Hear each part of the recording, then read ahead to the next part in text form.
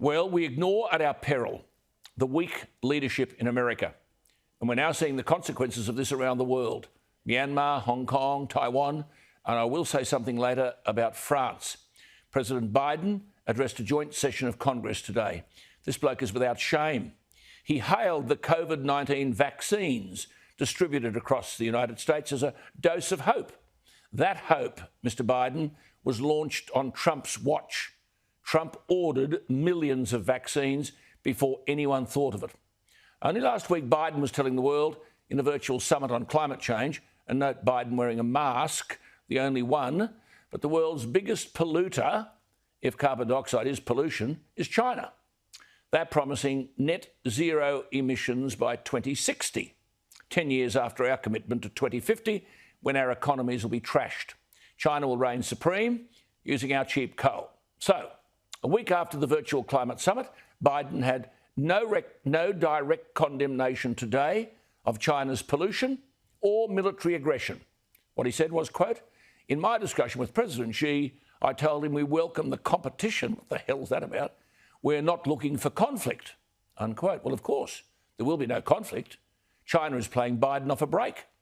Tony Abbott summed it up brilliantly last weekend when he wrote, quote, "There's been the militarisation of the South China Sea, the bullying of neighbours, even India, the trade boycotts against Australia, the abrogation of the One Country, Two Systems Treaty on Hong Kong, the mass internment of the Uyghurs, and most dangerous for the wider world, the growing belligerence towards Taiwan, a liberal democracy of 25 million people that should not have to submit just because it was part of China more than 100 years and 2 world wars ago," unquote.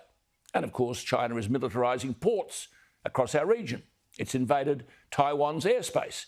What did the leader of the free world have to say in his first address about any of that today? Nothing.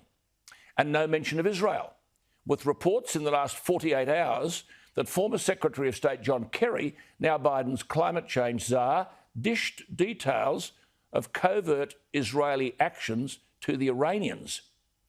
And you mean to say this bloke Biden isn't cognitively delinquent?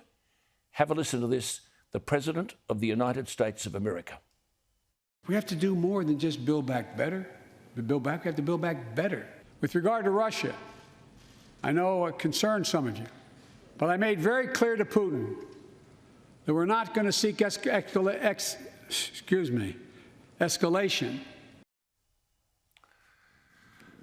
Putting Biden in this position of leading the world's democracies is elder abuse.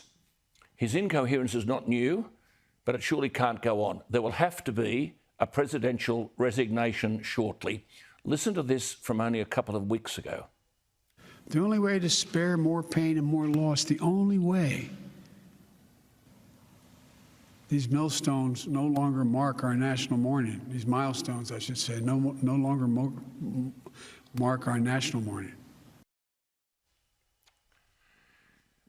God help me. And then this. I have never been particularly poor at calculating how to get things done in the United States Senate.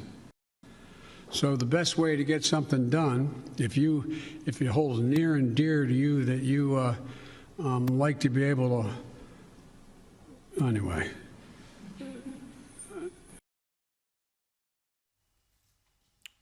This is the leader of the free world.